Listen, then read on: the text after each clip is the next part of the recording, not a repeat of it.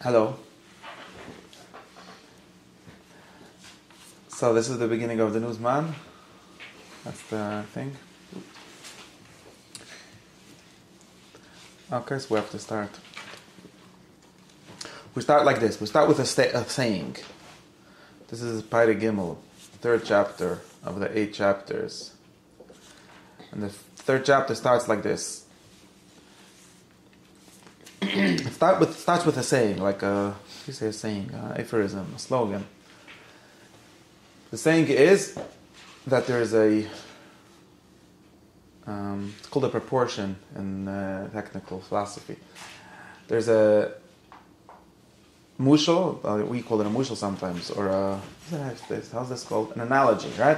There's an analogy between the body and the soul. There's these two things we call the body and the soul. Sarbet, yeah? And there's an analogy between them, or a proportion. Proportion means just as, right? Just as the body has two things, the soul has two things. That's probably the direction in which it goes. The body has two things which are called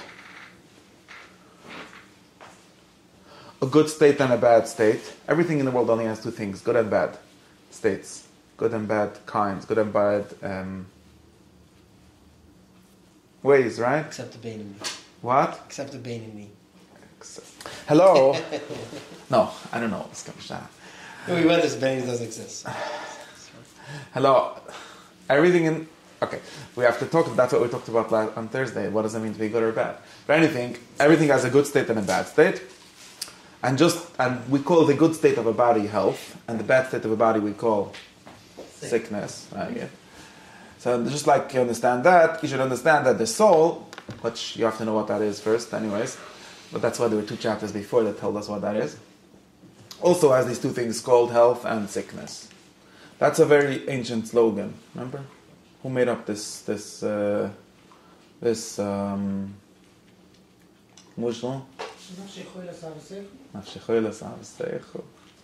Choli ahava is in Shir Hashirim, but I think that it doesn't mean sick. It's like it's a different mushal. It means meshiger, right? It means obsessed. I think English, right?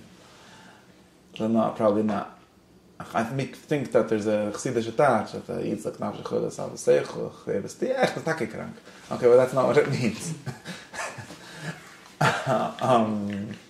So who made up this? Who's the Kadmonim? The Rambam says the Kadmonim. It says, I read for you. Amri Kadmonim. Where's my Hebrew, Arabic? The Kadmonim said. Who are these Kadmonim? Obviously. Aristotle. Okay, Kenzan. Where's my book? Socrates, no? Ja, get morgen. Aristotle has invented Kamat Kunish from some good ideas. I know he organized ideas, but like these kind of ideas he usually didn't invent. Who invented it? Or at least the first one that's written down that I've said it is a Yid. His name was... Okay, Plato in the name of Socrates. And this is actually the Kadmonim. Oh, hello. I'm looking for my Arabic version. Let me see if I can find it. This is the Kadmonim that Rambam is talking about. They're ancients. Kadmonim is in English the ancients. Right? And that's what they said, these people.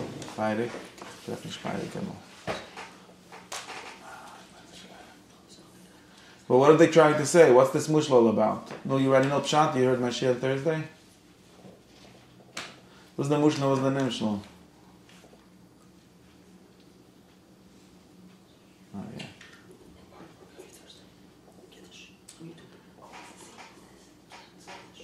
It's the same sheet. It's the same subject. It's not the same sheet because the sheet has to do with the people, not with me.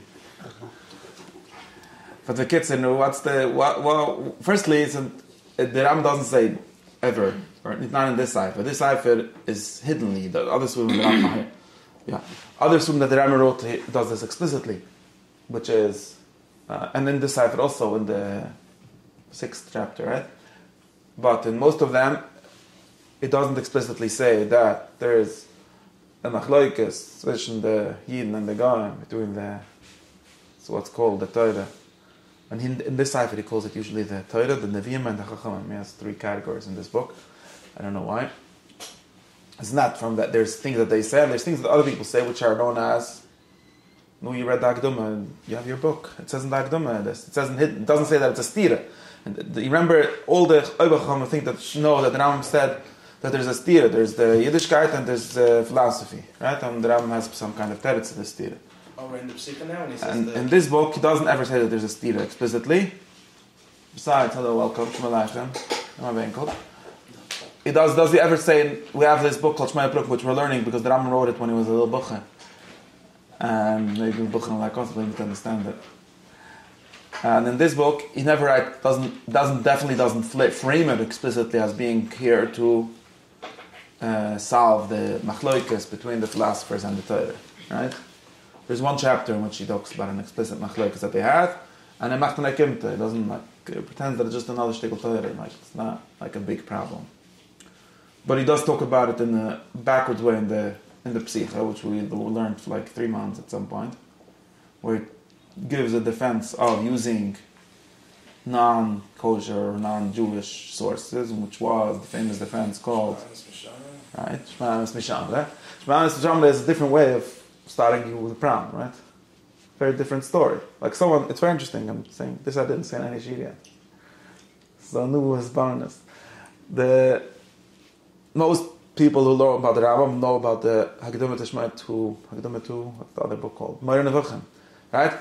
Where it talks about in the beginning of something called a mevucha. Mevucha is a, how do you call it in English? Confusion? Perplexity? Perplexed. Yeah, that's a weird translation. I don't know who invented it. I think Freelander, no? Probably, maybe before him already. But mevucha is something that the Rambam wrote in Arabic, chira, and it comes from Greek. It's a term that was translated from Greek into Arabic, and it's how's it called in Greek?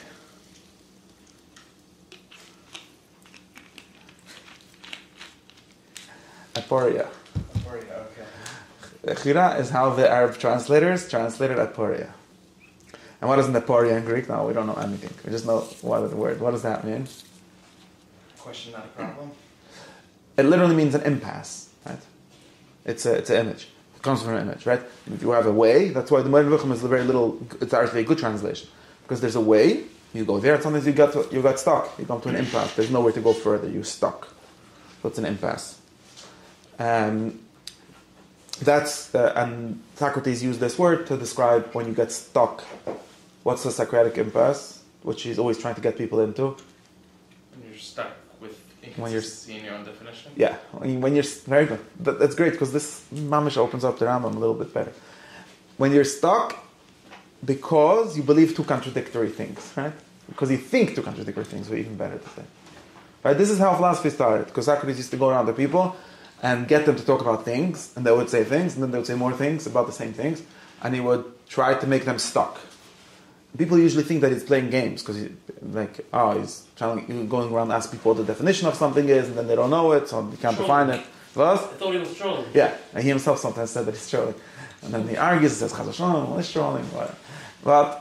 But really, he does not just trying to get you to be stuck. What he's trying to do is to get you to an impasse. And an impasse is always a contradiction or something that you think. He doesn't care about. He doesn't ever talk about just giving a drusha. This is the truth. Plato used to give such drusha sometimes. He didn't write such things, but he gave such drusha sometimes. And Aristotle quotes him. This was what the Rebbe said in the sheet. The Rebbe said, you want to know the truth? It's like this. But in his writings, at least the writings that we have, there aren't any such drushas. There's only dialogues. And the dialogues are meant, or at least when he's doing repeating this kind of Socratic tactic, it's always meant to show you that you yourself think two contradictory things. And you think them all the time, you just don't notice. So I have a friend that argues, people arguing in the internet about politics, and they show that most people that argue about politics, the way that they do it is that they have all kinds of beliefs that don't match with each other, but they make sure that they're never seen in the same room together. So that's how you could have inconsistent beliefs. And Socrates is always trying to get your contradictory beliefs into the same room and showing you and then when you look at it from here, it looks like this. When you look at it from there, it looks like that. And then you're stuck, and there you have a teretz, and pshit. So that's called an impasse. Okay, just like in the mush, when you're going on a way, you need to go somewhere. You get stuck. There's the pusik that the Moreh Nevuchim comes from, which is right? They're stuck. They went out of Mitzrayim. They don't know the way back. They don't know the way to the Yisroel. They're stuck. Mitzrayim is no good. Midbar is no good. Yamsuf is no good. Paro is no good. we thought Para is so bad. Okay, we'll go to the Midbar. No, Midbar is not good either, right? And therefore we need Amadei Shuanan. The Rambam literally thought about this image and didn't make any of this medrash up.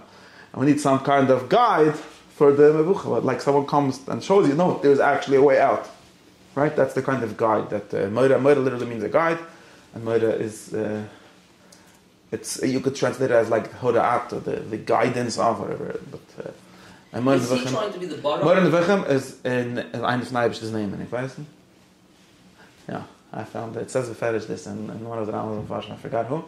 But Moira Nevuchim is God's name, because now you think of the story. The Eden were stuck in the Midbar. And the Eibishter says, Hashem hoilech lifneim. And the Rambam actually uses Hashem. If you remember, everyone remembers the Rambam's Torah about no, you know which parak I'm talking about. Like the most important parak for all the Rambamists. Where he explains right? Where the Rambam anyway, the Rambam explains that the Moshe Rabbani the Eibishter has to lead the people according to their level, and therefore you have to give them things that are like of the Zura to get them out of it, that whole Torah. But it's based on the Eden going in the Midbar. It's based on the same story in the beginning of Parshas Beshalach. The Rambam sagt, warum the Eibishter kann nicht machen alles, the Eibishter kann machen alles, but the Eibishter hat Menschen auf Visa sein, if they can. Right? And this is the same story here, right? You have to talk to people in their contradictions that they're stuck in and get them a way out. You can't just say, I'm in a pshit is what God can do, and not what we can do. Right? This is also my shir on Friday, if anyone listen. Remember? About Nissim and Teva. So anyways, what am I saying? This is the Moreh Nevuchim. Moreh Nevuchim is a guide out of the contradiction. He's trying to show you a way to really what Socrates did, to find you a third definition which has the good thing, what you really believe in each, but doesn't contradict, right? That has to be the framework.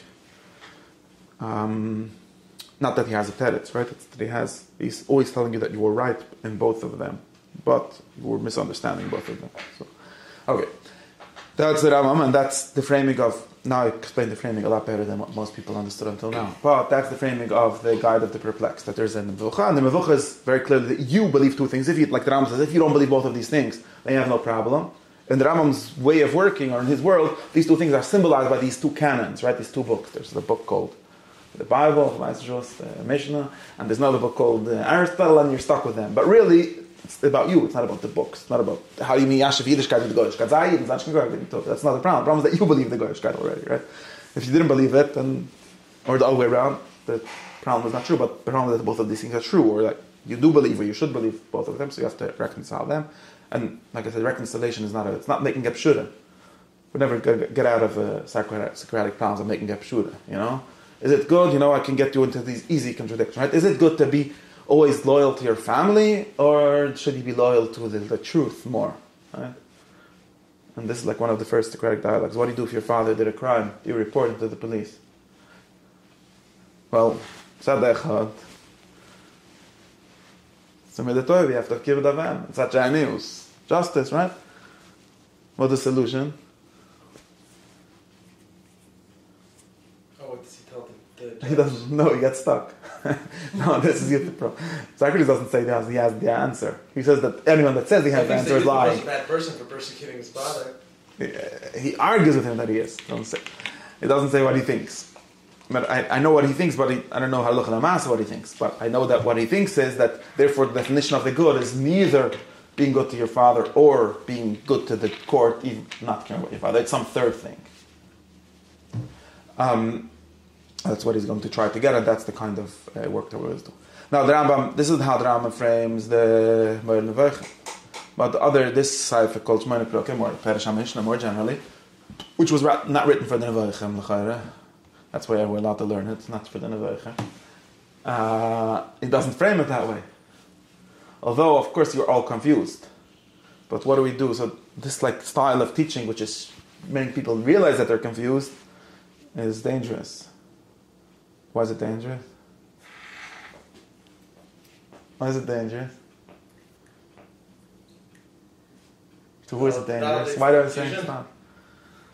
No, mostly. Firstly, because people don't like not being told that they're wrong. That's the first problem. Besides, there's other problems. But if you want to start teaching, which was you have something to teach the people, and the first thing you're going to start doing is to explain to people how they're all messed up, their belief contradictory things, you're not going to have a shir next week. You can do that after people come to a lot of shir. Then, so Ram first had to give a different shir. And therefore the other shir was doing something more tricky, right? This is all part of teaching people at their level. Which was that he told the people both things at once. He's hoping to maybe you'll finally realize that there's a problem. But he just sort of told you the teres before the kasha. Not entirely the teres before the kasha. And what he said was something different. Instead of saying, Rabbi said there's a major problem, the Torah has one mahalach, and the ethics, the Aristotle has a different mahalach. What are we going to do? Listen, I have a Torah who could for them. He just starts off and said like this: listen, the truth doesn't belong to one person. Everyone knows. How do we know? Because some Arab said, but who cares? That's a statement that everyone agrees with. That's why he quotes it. That the truth isn't decided by who says it. The truth should be taken from anywhere. And therefore, who cares who said something? If it makes sense, it makes sense. And therefore, he's going to give you already the teretz, which is both of these things. Right? That's the Rambam's way of introducing us to these two sources that he's working with all the time. And he doesn't really, it's true that he really sees it in the way it says here. He doesn't really see these as two sources of different kinds of truth or different kinds of worlds. They're the same world. They're all talking about the same God and the same world. There's only one God in one world. So there can't be only ones anyways. So, and therefore, if there's any truth or any way of life that one proposes has to work with the other, just different books and different styles, different languages that have to be understood. Okay. So back to where we started. So now, in Pairu Gimel, the Rambam quotes one of these, Kadmoinim. Kadmoinim is his code, which it said in the beginning for, it doesn't even say it here, but it's a code for Kadmoinim what? Kadmoinim Yidn or Kadmoinim Goyim. Well, he says here the Kadmonian philosophers and the later ones. Very good, very good. So if you remember the Akdom, I remember that it says that it's aside from Malikit. It's Malikit from a whole list, and I think I made the list exactly. Shar and Hashem, right, or something? It says something exactly. There's a list of two or three groups, each one divided into 1, 2, 3. Each one divided into 2 or 3 sources, depending on exactly how you organize it. And it says that this is a likit from one person called Chachomim. It's interesting that it doesn't say Medivrei HaTorah, because later it keeps on going back to the Torah and the Nevi'im, which are before the Chachomim. Okay, question. I'm going to write it. And he says the Chum have various books called Medrash, Talmud, and other books. And then he says that there's philosophers. And philosophers, there's various kinds of philosophers called old ones and new ones. Modern and postmodern. No, ancient and modern. Not modern and postmodern. Ancient and modern. That's the literal translation. Modern just means it's just a fancy word for new, right? Ancient and modern. It's interesting that by Chachom he doesn't say from Chachom ancient and modern. He has Talmud, Medrash, and I guess it means other Agudas, Chayesnish. And by the philosophers, it's ancient and modern philosophers. I don't know why. Why? Why isn't there modern Chachamim? There aren't any. Only the Rambam. He's the modern Chacham. It would be weird. That's what you would say. The Rambam says that Rishonim has philosophy Rishonim v'achronim, but it doesn't have Chachom Rishonim v'achronim. He has Chachomim bekominai Shas and Pan and Alme and andere Plätze. It makes sense that way. Makes sense? No, yeah, explain to you. Explain. Because, I'm making a deal. Maybe I'm being over medayik. No, I actually think it's very good because you learn a Gemara, right? Try to understand what the Gemara says. It matters if you live 500 years ago or 1,000 years ago. You try to understand the Gemara. What's the difference, right? Okay. But by the philosophers, they're always progressing. In other words, there's like so you became all of a sudden scientists. Very nice. So you can have a big chiddush that philosophers progress and Gemuras don't progress. Correct. Fakir, we're always trying to go back more. I don't think that's true though. I mean, There's a best. I want to tell you an interesting story. So I think that there's something. I thought of this idea. It's an interesting thought.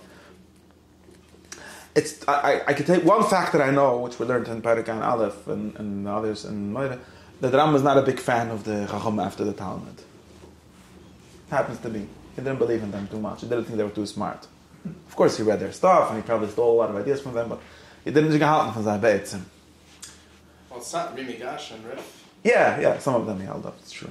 But like, as a class, he didn't see them as authorities. It's true that he saw the Rif as an authority.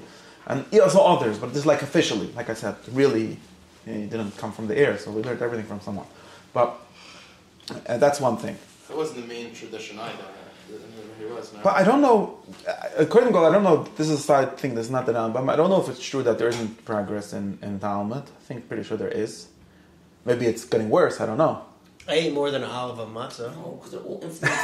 They're all like influenced progress by the scientists already. They're not, meaning the Chachmei and Talmud cannot be progressive. I'm not masking. I read on Pesach, I have all my friends are Geres Chachomim, and they all read only Rishonim, the Achrayim, Weiß, Versteht sich in sich. I learned a little Agudish of Pesach on Pesach. Last time I learned something. And they have this book called Teures Chaim, which is all the Rishonim. And then I bought another book called Agudish Rishonim V'Achrayim, which has also the Achrayim, like Maral, Shlem Al-Kabetz, I remember who else. And the other, there's two other big Achrayim that made Prikman Agud, the Rabbi Benel, and the Nesivis, Nasa Nissim. I had a blue zone. Okay, so all these Achrayim, and I tried to understand, like, when I chazuk the Achrayim sind a sach besser Pshat from the Rishonim. The Pshat makes sense. The Rishonim are like, I don't know. It's not. Maybe these are not. Maybe they're wrong Rishonim. If the Rashba would write Parish would be better. I don't know. But whichever the Rishonim, and it's often like this. You learn a Sigil, very often you see the Achrayim have a much more coherent Pshat than the Rishonim. Involvement. Or not? You want to understand that good, Not only Mazbe given. It's better. It's more clear. Whatever. What does it mean? Ulach Ma'anyo. You look in the Rishonim. They all have these like made up funny Pshat. Huh? And you look in the Achrayim. They each have a mal. They all more or less say the same thing. Kanacharov. They all converge on something, and it's true. It's progress because it's based. I'm not saying they made up all the ideas. The Rishonim came up with certain ideas, then they refined them. They saw what doesn't really work, what does work, and they made it work much better. There's such progress in Torah. The Achronim in general say much better pshat and everything than when the Kanstishtal Nashtikl. Okay, but with this, Shagasari with a Shtikl Rambam, who makes more sense? Does it make halach? Yeah, everyone knows that the Achronim make more sense. It's because of progress. It's not because you didn't learn from the Ramban anything.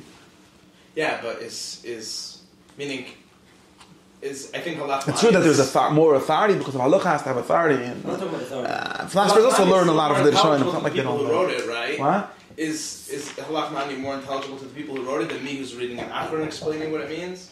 Come around in the front door. Go to the front door and find the way here. Use your sense of direction. I can't open it though. You can just open the door. Fine.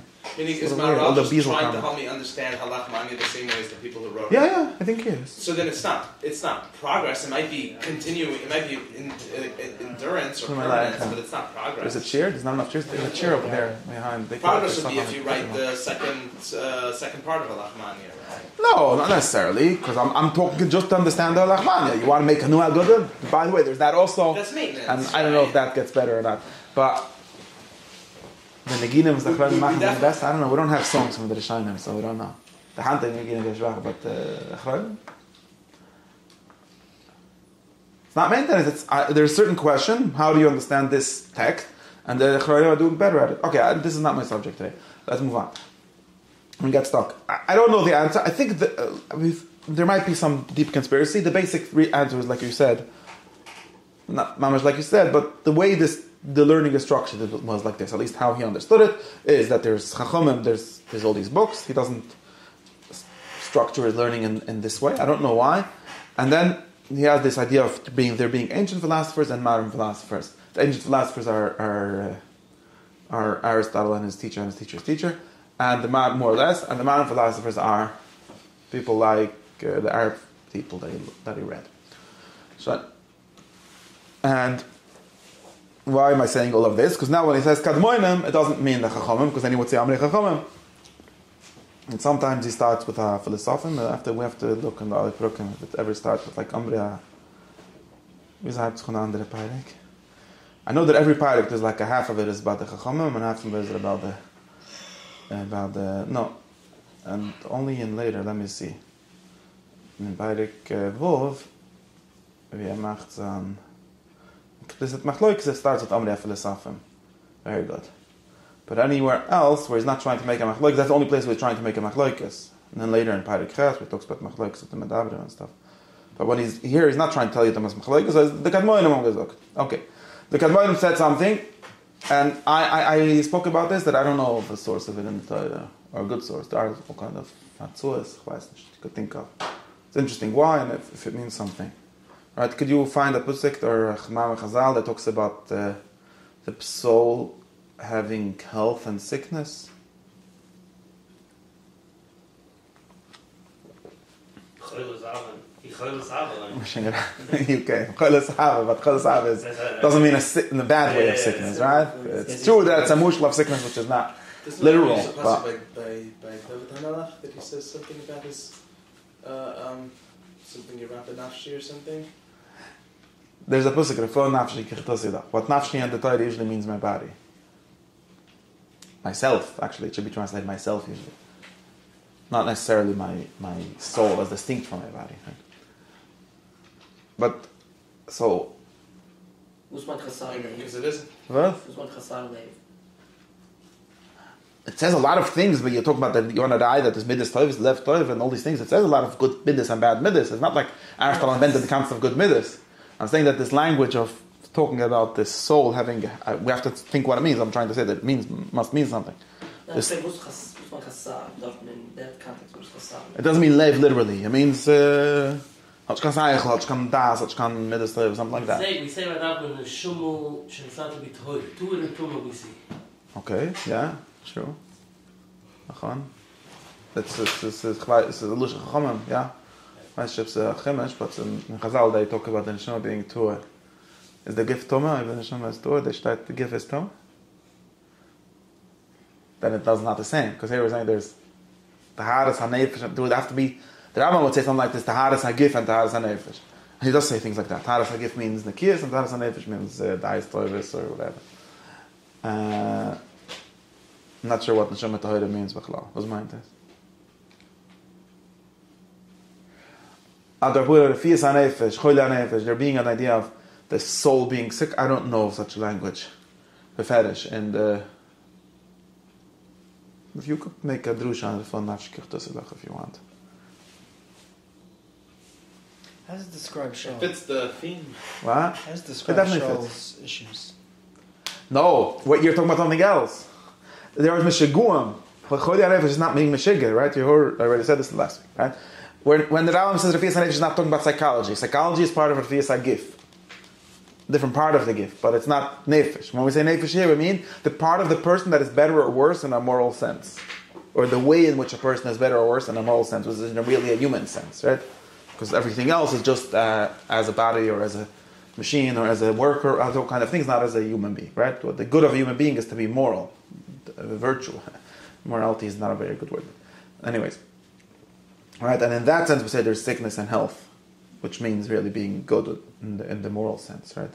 But this is not something that... So this idea of health and sickness, I don't know of a Mekafret or Beferish. Betar Medrash Mistam there are. Maybe in Chazal maybe you'll find, but I'm sure there's a book in Chazal. But the Rambam doesn't say it has Chazal, and he doesn't bring a pusik for it. And maybe in Mishnah Torah brings a pusik. No, in Mishnah Torah doesn't even talk about Bris and Nefesh, right? No, right?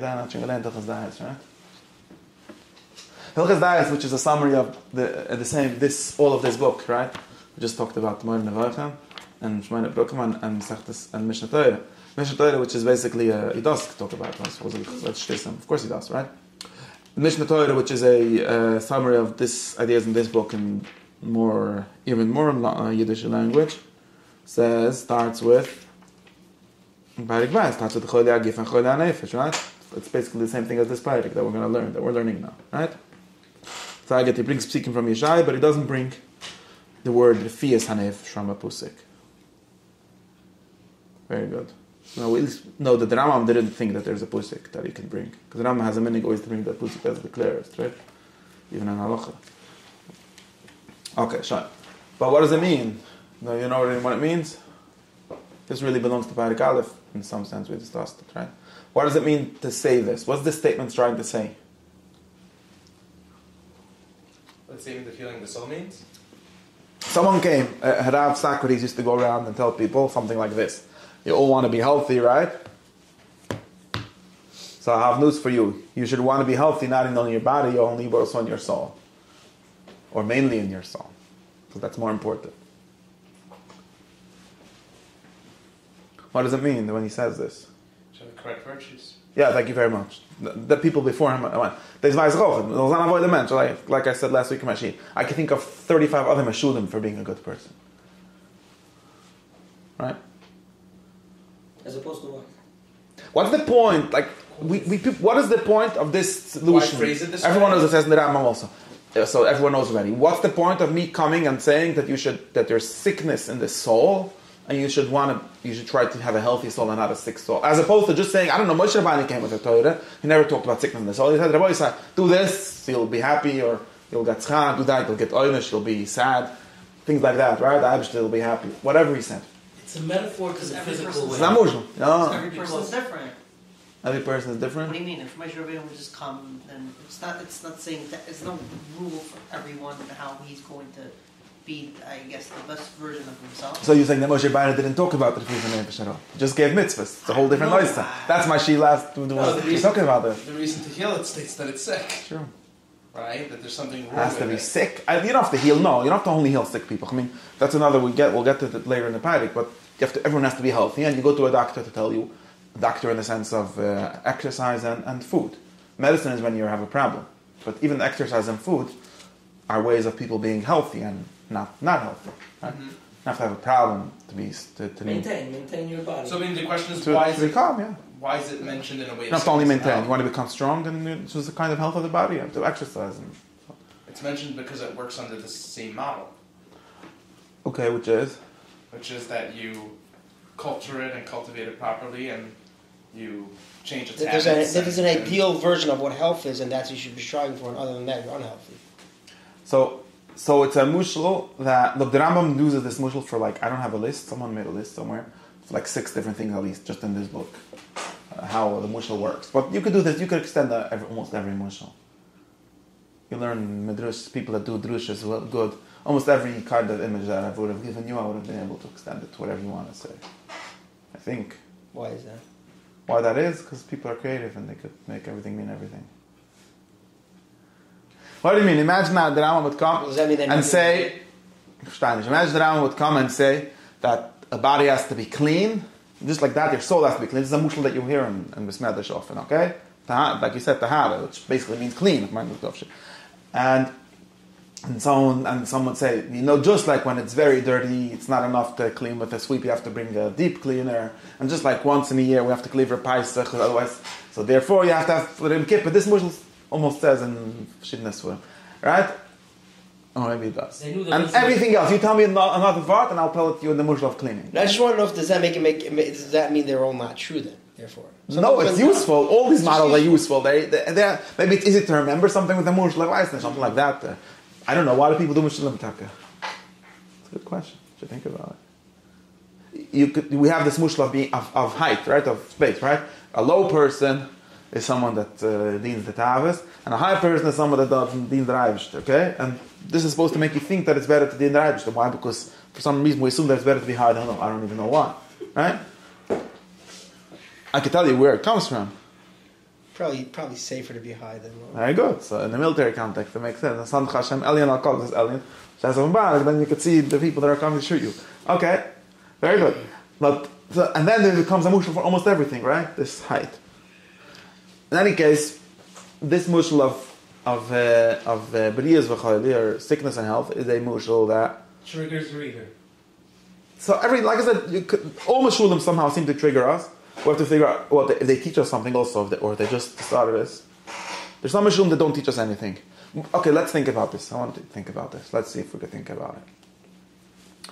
Why did the Maggid say mushulim? And I'm looking at Mazam with Amushal why he says mushulim. What's the point? It's a hook. It's a hook. How did the hook work? It's relatable. In essence, it's a mushal. Okay. For the listener. Very good. It's relatable. What does it mean it's relatable? Doesn't teach you anything. Well, no. Wait. No. What does it mean it's relatable? It pulls you in what way? Like, what does it mean it pulls you in? These are all words that... To comprehend. If the cycle alliance is too complicated, okay. the mushal simplifies. Okay, so it could pull you in the sense of like, something like, let's say I want to say a drusha about... something like this, when you say pull in, I'm thinking of something like a bait and switch, like I do with my YouTube captions, right? Someone. If I hang a sign in Shield and say I'm giving a drusha about how to be a good person, nobody will come unless it's like a real Musar in yeshiva. You know? So. You say that extra chef is wrong about wearing a hat. Yeah, if I write a sign, but that's mamish politic. That's mamish low, right? But if I write a sign, it's a very popular one. If I write a sign about something that some people already care about, right, and then I show them, right, and I write a sign, no, something interesting. Come hear about the news. Well, many people think they care about the news, so. Whatever, so come, right? And then I'll tell you, the echtenas is Echel the Shtach Shemish, but the Torah is something like that, right? What was that point? It's a poll, right? It's some kind of beta switch, but it's not really, if you understand what you're doing is, because nobody could teach people what they don't want to know, right? What they don't care about. So you take something that the person already knows, or already cares about, which is more, even maybe the same thing as knowing, or maybe part of knowing, or maybe more important than knowing, I don't know. And you say, you start talking to him about that. So it's similar to like the shiny sign outside, but it really works, the shiny sign, because everyone wants to see shiny signs, and that brings them into the meaning, to what I really want to teach. Right? That's like that's one aspect of a mushal. I think there's another. It's still sort of a obvious, right? It's still sort of tricking. I don't know if the word tricking is nice. Like pulling people, like Socrates wanted to convince people to be good, and for some people, for whatever reason, the people in this town were obsessed with being healthy, maybe like with being athletic, which includes being healthy. So he told them, you care so much about the body, you know. He was the first one that said this Chanukah drush that he wouldn't be busy with our gift, and we should be busy with the nefesh. It's true. He was the Yevuni that said this drush. He was the Yevuni, but Rabbi said, you're so busy with your gift, you should care about your nefesh at least as much as you care with your gift, right? This is Socrates drush. It's a good drusha because they wouldn't care so much about the gift, right? If they wouldn't care about the gift, they would have to take a different drusha. You should care. If they would care more about money, you'd have to say something about money. But they weren't so into money, so he said something they were into. It has deeper correlations than other Rishon. Okay. So that's step one. We have one chat already. So, but now you're saying that it's not enough. Isn't the idea that a marshal is supposed to pull it out of context and focus on one thing? That's the idea. A good marshal should do that. Pull who out of which context? Means you're trying to figure out something. I don't know, what, right? Like the nefesh, you're just getting very confused. A lot of different elements to it. So you're saying a story that that's a mushla in a different sense, right? In a mushla sense of an example. Yeah, like it isolates one element of it. And then an image is just like I said. If you write a post and just write text, nobody's going to read it. So you tell ChatGPT to make a funny picture so people look at it. In one area, and understand this relationship between those two parts of the thought in another area. But the reason the way human beings operate is with. Right, you're trying to get you to do all that same one somewhere else. Right. We need to have isolation we that don't. helps you understand things. Some people it doesn't need to isolate it necessarily. You can have the same A and B. Even the right, just explaining the relationship. Also needs to a certain Okay, so let's try to see. So very good. Right, so I'm saying is he doesn't draw a connection between these two. So one point of the mushla is just to sort of bait you into listening, or maybe to sort of, because most people don't really think if it makes sense. So if you say a mushla, Rabbi say, everyone wants to be healthy. The real way to be healthy is to big sich 3 times a day to the tzayim. It works just as well, right? Because you make an association in people's heads with something they like, right? Like you give the children to. I don't know. It's just rhetoric. It's just like some kind of. For some reason, it works, right? People that know how to do with mashul, they can convince you afterwards of anything. And very often, the mushla is them the nimshul. Someone comes and says a beautiful mushal of some story, and therefore you should give money to my koil. I don't know. He made you somehow. That's the mushal, right? It works. Okay, maybe we could make the correct version of that it works and so on. Now you want to tell us a mushal. You want to tell me that a mushal works in an even better way, right? Adam is trying to say that that's one aspect. Maybe this aspect is connected to the other aspect. There's one aspect which is like the marketing aspect, we could call it, if we want like a simple term for it. And there's also the understanding aspect, right? It's not only marketing, or you could call it chizik, sardis, lafis, so. But there's also an actual understanding aspect. What's the understanding aspect? Something like this. No, you start saying something simple. All right, after something relatable. What does it mean relatable? Relatable means just something very simple. That most of the things that are true, or the things that the Chum are trying to teach us, are not things that anyone met before they were told. Right? If you want to talk about being a good person, we talk a lot about this way out of this by showing you a good person. But if I want you to understand what it means being a good person, you can't see. Nobody ever saw any understanding of anything. Right? You could see an example, but you can't see an understanding. So, but I do want you to understand. I think you need to understand. We'll figure out some why. But anything I want you to understand. So, I have to have a way of getting you to understand. I'm saying it already in a too complicated way to simplify this. I think it's just, in some places, people could also understand how one thought leads to another, but they don't follow that same progression when they think about something else. So when you relate the two, like for example, I might think that I can understand, just like apples and pears go in the same category, but they're not the same thing. So to a body and a soul go in the same category, even though they're not the same thing. I don't know, something like that. The opposite, they're different. Which helps people might help someone understand how two different things can okay, but it's the same thing. So you're saying the same thing, you're just giving a mushal. I give a mushal sometimes I try to explain something abstract, right?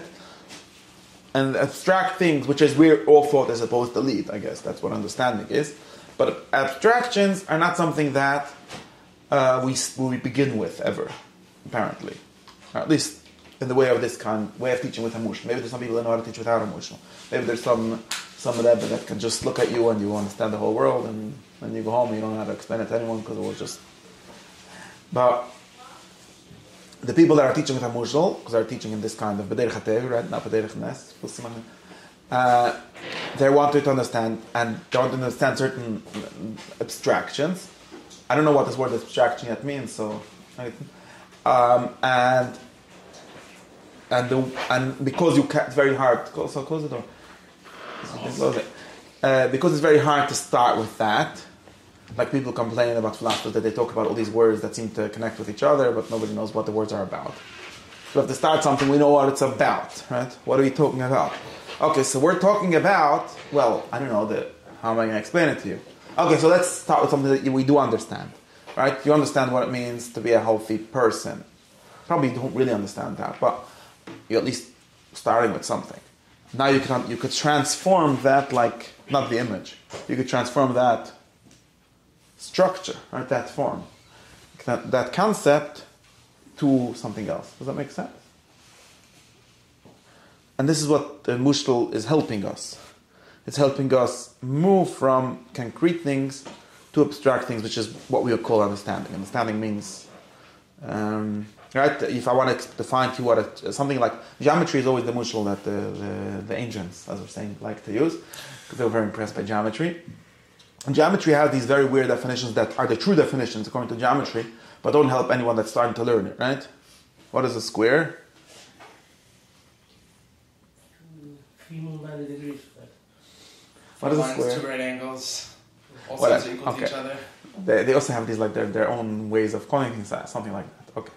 Now, but does that, if you take a child or an adult that didn't go to any geometry class or anything, and you tell them a square is a shape with 4 equally long sides or something like that.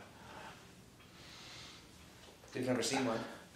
Then he says, like, I don't know, if you tell this to like a theoretical like computer program, you might be able to use this. But if you tell it to a human being, they don't know how to use it. So you tell them, look, this is a square. That's a square. Now there's red squares, there's green squares, there's orange squares, there's all kinds of squares. But now, this is literally what abstraction means, right? It's commonly about them as the exactly. Now you could take, they're all square. Right, there's something common. So we're abstracting. This is, by the way, we should know that if it is right. This is abstraction is what's called in Mishnah Kodesh hafshuta. Okay? Hafshuta means undressing. Okay? Literally. Making it naked. How's it undressing? Because it's an image. Hafshuta is also a mushal, right? No, it is. Abstraction probably means something similar and it comes from a different language. I don't remember. But when we say mifshit and all kinds of things, we don't know what we're talking about. So now we know what we're talking about a little bit. Hafshuta means that if I see a lot of squares, that's megishin. Or we could call it melibish. In other words, why is it melibish? Because it's two things. There's squareness together with redness and together with whatever the square is made out of. Usually it's made out of a piece of paper and ink. Whatever it is, it's made out of something. Right? But from looking at many of these squares and applying some magical thing called thought, no, but this is a mystery where it comes from. How does it happen? You should think about it. You should wonder about it for many nights. How could it be that somehow people manage to, some people call it identify patterns, but take forms out of matter, how it used to be called. It's very amazing because it's very unclear where you define it. Nobody ever saw a square. Du weißt, das kind of label is a square. A square things you saw, right? But squareness, and some like Oberchom come and say it doesn't exist. Nobody ever saw it. Oh, we think It's like the number 9. Because really square is only a language. That's one tenet. That you already said a tenet, and now you don't have a problem because it doesn't exist. I get into it. It's always an easy way to answer all the kashas. It exists, but there are squares, and then in which sense there are squares is the good question. But there for sure are squares. And squares are separate. This is another word that you'll find. Separate. Separate of Lushna Kodesh? Nifred. Other Nivdal. Nifred was stolen by the Makbil. It means something bad. So you have to say the word Nivdal. The Shonah used the word Nifred, but then there's other Makbilim, they use the word differently. So you shouldn't be confused. Nivdal. What does it mean, Nivdal? That you could separate. Where could you do the separation? Oh, between the thing and its abstraction? Yeah. You're separating one thing into two. There's square things, but there's also squareness. Or another word for this act of, what we call understanding what a square is this act of separation. Or if someone is a Platonist and says there are squares in themselves, he believes in separate forms of squares. That's what it's called. Sidas nevdulas. And the same way, or another word for the same thing, which is the word hafshuta, or disrobing this square from its thing that it was enclosed in. Right? There is a square. It's somehow in this box. We get taken out of the box. That's what hafshuta means. Someone has a spas shagashmias. Spas shagashmias means that you could think of squares. I didn't make up this pshat. This is what it originally means. And maybe you yourself are just more like a square than like a body, and that you're yourself being mifshit because who's thinking, that's a whole different truth. Okay. Actually, as we now you know how, according to the rationalists at least. So now we understand why we use the mushal. The mushal is the melibish part. The mushal is helping us only because we're dumb and we're nebach melibish in a gift, and it's hard for us to start with abstractions with. So we start with the squares themselves, the square things. The square things. And every square is only a mushal for the square. Right? Which is in Spring Valley next to. No. Anyways.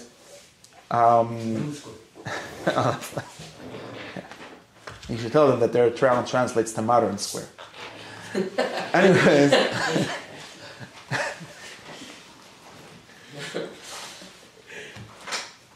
So now we have another pshat on mushal. That mushal is the only way that anyone learns anything abstract, unless he was a malach that is only an or something like that. But human beings, and therefore, if I want to explain you, so now we get something better. So when somebody uses a mushal, if he's a smart person, like if he's just doing a thought, it's okay. The mushal is a way to see flashing lights. You know, like it used to be whatever. In any case. And therefore, but if someone smart is telling you a mushal, he's probably trying to teach you something abstract, and he's probably choosing the mushal which is supposed to. So, like that's what Shmuley started to say. You're going to try to the world which we live in called the olam ha. Which world do we? Some part of us. Olam ha-gisiya, olam ha-gashmi, olam sensible world. The philosophers is called olam ha-mergish, right? The world that we could feel, sense. That's a world that is very confused, right? This is probably where most confusions come from, because we never find pure things. We never find squares. We only find square things, and every square thing is not perfectly square, and it also has a bunch of other conditions, and it's hard to talk about. But we find a mushal. The best mushal for a square is something that's very, very square, or that is only square, not anything else. So we try to at least cut up the mushal in the right way, so it should show us the squareness, right? So in the same way, if Socrates or the Rambam trying to teach you something about the soul, and for some reason, and he decided, besides for the rhetorical things, like I said before, he decided to tell us something about health and sickness. And everyone knows what health and sickness is. And what he wants to show you is that what he's trying to say, at least for health and sickness, is not something that he could have said with all the 10,000 other Meshulim. Those other Meshulim are not true. He could also say, as he give it, as he ushir, as he... everything turns out to mean he should be a good person. Okay, sad. But when the Rambam didn't choose saying this Tam B'Tor Mushal. Okay, so now I have another reason why not doing a virus. Is it another reason? Is it just another same reason that we're going to why?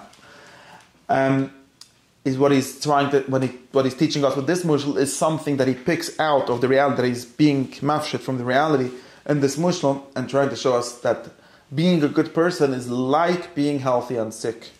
And there's a whole bunch of ways in which it's like, but that's the way in which we have to go, right?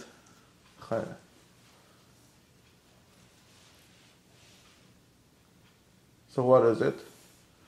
You should already know. By my shirim, the Pirate you should already know the real answer to that question.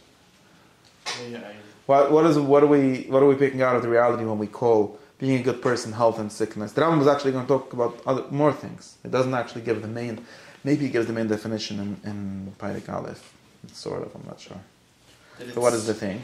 That it's fixable by habit? That's something that he's going to say in Pirate Dalet. Yeah. But that's like, I don't think that's what it means. That's something, that's an extension of the mushal, I think. I mean, maybe it's power, maybe it is. I don't know. What is the thing that most people nowadays don't know about being a good person, which calling it being a healthy soul helps us to know? That's for your own good. Yeah, something like that. So I'm getting closer to what I want. So to what I think. It's what you right? really want. It's your happiness. It's your things like that. Things like that, right? And this is my reg drusha that everyone should already know. That most people think that being good or being doing mitzvahs, or how do you call whatever mayas or is a very different kind of thing than being healthy and being sick. That's what we tend to think. In other words, healthiness and sick, whatever it is, right, is what does the Rambam call it? Let's find the word and then we'll see if his word matches to what we think. What is healthy? What is health in relation to the body, to the life? Good. Very good. Okay, it's auch nur amushel. We have to figure out what it means. This is first, what he said. Firstly, someone could say, der Rambam sagt, dass a Tzadik is a schleime, gesinnte Mensch, a gesinnte Nefesh, gesinnte Gif. Also, that's what, for sure, gesinnte Nefesh. I don't know who told you. Tzadik is someone that does Rutz Hashem. I was lang krank, I'm lang krank. Shaykhs, who told you that you have to be, it's very different, so it could be a stira even. Someone could say a good person in the sense of, like what we call with a Tzadik, is Shaykhs being a healthy soul. Maybe even souls do have health, but it's not a Tzadik. A Tzadik is someone that does mitzvahs. So mitzvah sagen gesehen? Weiß nicht. Krank, so. Ich kann aber. Okay, that's one thing, but what does it really mean? And that's just like a hagzuma to explain, to show that there's a difference. What I think that what it really means is that modern people don't have a definition of health. Okay, therefore they don't have a definition of good people either. 100%. The only thing, that's why then in modern square they say they have to only do mitzvahs. They don't care about you being a healthy person. Because you just have to do, because they don't believe that there could be such a thing, of course. Because they think that you could just do what you want and all that. What? That's also why there was an opioid epidemic. And all the other things. It's also because no, but it comes from the idea that health is only what the patient wants, or health is to minimize the pain of the patient, or something like that. Okay. Or to do their wish. Right. So that's why health. Actually, no. Health is still a good mushal, even rhetorically. Most people don't really think what you're saying. In psychology, they do, but in physical health, there are like disability activists that we discussed this already that say this. But in reality, most people agree that being healthy is, give me up a word. Body functioning properly. Not you, someone else. You already know my teritz. Mental health? It's cached. This mental health, physical health. What is health? What's the relation of the healthiness to the thing that's healthy? What kind of a attribute of it is. I don't know. What kind of thing is being healthy? Well, what does it mean? Good balance. Okay, yeah, but that's answering already some good balance, but why? What's the why? Like what? Philosophy, they say you have to, the knowledge you said you have to be well balanced. Yeah, that's how you're healthy, or why? Is that very good? That would be like a how. That would be a second level question. I'm trying to get at something even more basic than that, right? Besides it, so by being balanced, or by being, that's like the definition of how to be healthy, or what health is in Why to some. live? Why to live? No, to live. To live, okay. No, not healthy is not the same thing as to live. Health, you could be alive and be sick. Maybe you'll eventually die, but that's just not talking about being healthy. Everyone dies anyways, even if they're healthy in some sense. I don't know. Death is not a problem for health. Not according to.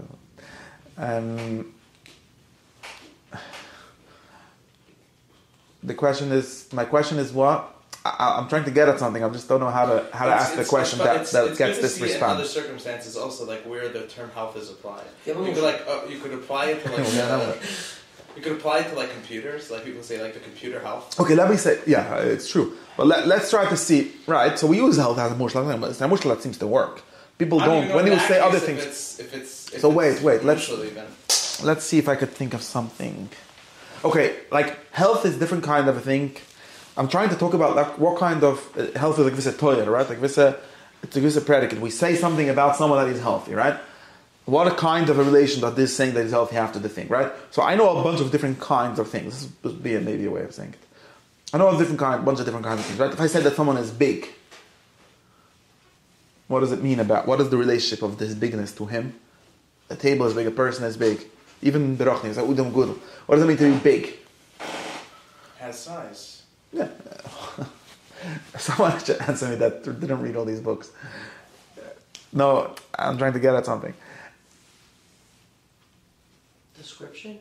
It's a kind of description of the person, right? Okay, if you're looking for him, he's the big one. Okay, but what is it? What kind of? Is it different? Like being big and being healthy are different kinds of things, and not just different things. That's what I'm trying to get at. Being small, being smart, even being I think a whole bunch of different things I could say. Yeah, there are different kinds of things. Why are there different kinds of things? If it's asking what's different, it's the same kind of thing. I don't even know what nobody knows what I'm asking when I say it's the same kind of thing. Okay, maybe I'll explain why I think it's not the same kind of thing. Someone can be big and the same person could become small, right? Someone could be overweight or obese, and which is a kind of bigness, I guess. Maybe not a good kind of bigness. And then he could go on a diet or take what's it called, the pill that you take, and become. Big could also be tall. I guess it's nice. Ozempic. And then you become small. Now, both of these things, they say something about the person. I mean, it's a true story about them. It's good. Okay, you're getting to healthy, but besides with that, without saying that it's more healthy, right? Okay, so that's not a good mushal because I mentioned something that has to do with health. But some people are tall, some people are short, right? Now imagine the same person became tall or became short, or was shorter last year and he grew and became taller. Did something change about the person? No, it's a person that was short, and the same person is taller, right? The word saying someone is tall or short, or a whole bunch of different attributes that we could say about something, are not really about it. Does it make sense? There's sort of something added to it. When I say that someone is healthy, that a body is healthy, right? Of course, a person has a lot more things than this kind of health. But if you say that a body is healthy, right? Even you could say a computer is healthy, same thing. When we say the word healthy, we're saying something much closer to what it is, and somehow. Does that make sense? You see that I'm getting at some difference that exists, or I'm making stuff up? But can't that also change? Can't what change? Wait, That's I'm trying. healthiness. You could, of course, you could change, but if you'll change, you'll somehow be less of, like you said, a person, a living body. Fully living is a healthy one, Well, like let's say and a less healthy one. Wait, that change? wait, before the square. A square. No, wait. I'm trying to get something. Then I'm not sure what you mean by change because my change is just a mushal, not a mushal. Just try to like split this somehow. let me say something like this. Health is something like when I said a person, which is a tool of a big thing, right? A person is a bunch of things. But a living body, by default? being healthy, that's my default. Healthy, the health of a living thing has to do with its livingness. More than the size has to do. Or more than means functioning well.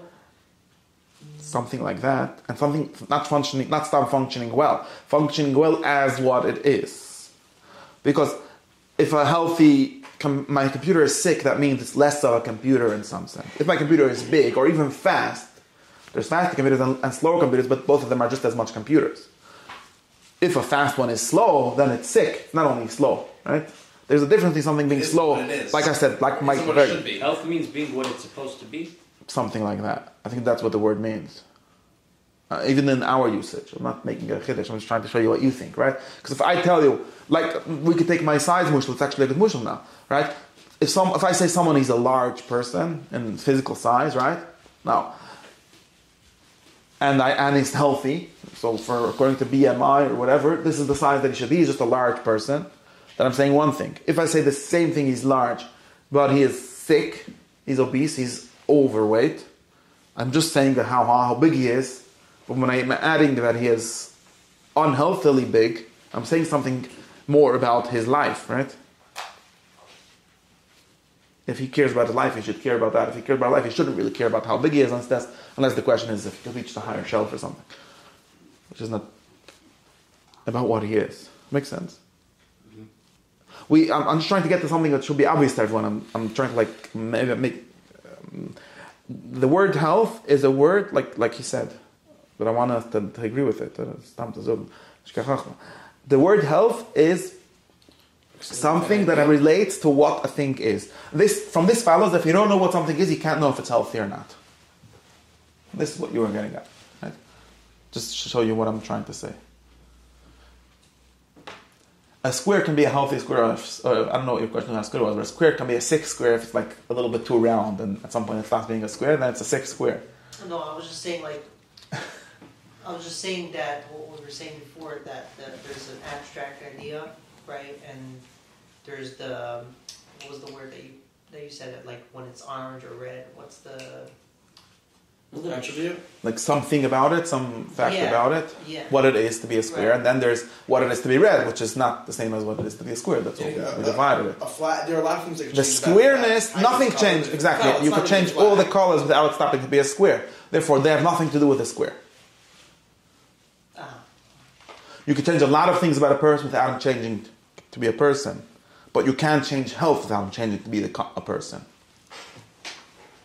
A person in the sense of a living body. A person in the sense of a tzaddik, doesn't matter. Tzaddik. That's what we're getting at, right? But this is the point. That health is a word that talks about something, about what the thing is. And like I'm saying, it's very important. What follows is that, and this is just something that follows, it's not the main thing, right? What follows is that if you don't know what something is, you could know if it's big or small. I don't have to know what this couch is, just to know it's big. Maybe it's a broken couch, you can't sit on it, but it's a big one. But if it's a broken couch and it's a sick couch, well, we don't say the word sick, but that's the same idea that we're getting at. Now, we usually use healthy only for living things, okay. Or other things, I don't know. We could use it for other things. And now we see something very important, that going around and telling people that they should care for the health of their soul. Now, again, the word soul is too much, probably. But, say of yourself or something like that. Is what it's doing is it's telling us that being a good person in the sense of a moral person, which is what soul means. The soul is, in this context, is just the thing that is good in the moral sense. Is the same kind of thing as being a healthy person in the physical health sense, right? It's not a different kind of thing. So if someone asks you, what is a good person? What is a healthy person? You say, everyone would know the answer. A healthy person is a living body that lives well, right? That's what health is. Lives well. It's comprised of a bunch of things, like the balance, and you have to, all this, a lot of things. Maybe we could make them all mean balance, whatever it is. But that's what it's the more. It's supposed to be. It's living. It's doing what it needs to be. Right. It's doing what it needs to be doing. If you don't know what it needs to be doing, then you can't know what it's healthy. And in the same way, a good person, a good soul, is a soul that lives well for the life of a soul. Right? That soul's well, or that person's well. And it's the same kind of thing. It's not a ad, it's not a mushal, it's a mushal, it's a zayad, then an imshal. And there's actually probably not any other mushal, or not any, I can't, over the top of my head, think of another mushal that would help us pick out this thing. That's good. You could think of another one. That's not an important question. The important question is if we understand the point. I think we do, but the mushal is supposed to help us. Of course, this also means, which is not the discussion here, this also means that if you don't know what a person is for, or what a person is and is for the same, sort of the same idea, but in this sense, then you can't know if it's healthy. Which is why every Yid has to know what a neshama is. It's not some abstract question, because otherwise you don't know if it's healthy or sick, and then you can't be good or bad. Maybe you could just listen to someone, but that's why it's an interesting question. Right? Like the Akaida that I wanted to learn starts off like this. It starts talking about, it gives a whole rusha about the soul, if it survives death, and if it's like this, if it's like that, if there's Neif, Shalich, Neshama, all these things. Why would you want to know any of that? He says you would want to know any of that because you want to be happy. Okay, it's just happiness. But then happiness is very similar to health. Anyways, you want to be a good person. You could say it like this. And nothing can be good, which is another way of saying happy. Now you'll realize why the Rambam uses the word called. What's the word, the word that the Rambam likes to use that means this? When he wants to say the abstraction, right? Health is a mushal, right? Bris is a mushal. What's the nimshal? What's the abstract word that we use? Virtue. Now, Einwert, yeah. You could say virtue, but what's the virtue is already usually a word that we use in a specific context. You could say it as a general word. I'm not sure what it originally means. Virtue means something like excellence, really. Which you could say. No, morality is not that, because morality I don't know what it means. But I don't know what word it means. Virtue or arete is just a word that means excellence, which is a good word. The Rambam has another word. What's the Rambam's word? We'll understand at least where we got this word from. It's another word that doesn't say in the Torah. This. What? This. No, what's a good person? The correct person. These are names from the Chumash. Nein, a brief Philosophie. Was darf I try to say? Also, the Balamisset stole this word also. The Chassidim don't use it so much. Shleimus. Very good. Shleimus. Perfection. Now, again, it's another thing that you thought it was Tama Mushal or it came from nowhere. Perfection talks about perfection. Talks about Shleimus in English. Yeah. Shleimus is just the nimshal of health. Health is the Shleimus of the perfection in English, right? Shleimus, wholeness. Okay, there's more context to the word wholeness, but Akapunim, to perfectly has to be of something, right? It's perfect. The best table is the perfect table at being a table, and the best person is perfect at being a person. That's where we got the concept of shleimus. Shleimus also means mikoich halpel. There's more context to this, but we can't nish for this. Okay, that's how we got the word shleimus, and that's I think the word that Rambam uses in this side also shleimius. That's what health is teaching us. So it's enough for a sheet for today. One line. Could continue, but it's late, no? I think it's enough.